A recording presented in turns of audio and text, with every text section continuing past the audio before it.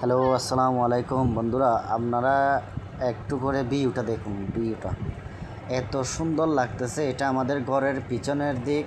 মানে বৃষ্টি হচ্ছে, এখন টাইম হচ্ছে যে 11:30।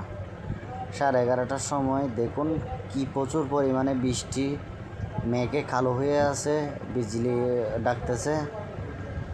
কী পরিমাণে যে বৃষ্টি হচ্ছে আপনারা দেখুন। আমি এই বিদেশ থেকে এসে এই ভিউ দেখতে পারবো আমার কল্পনার বাইরে ছিল।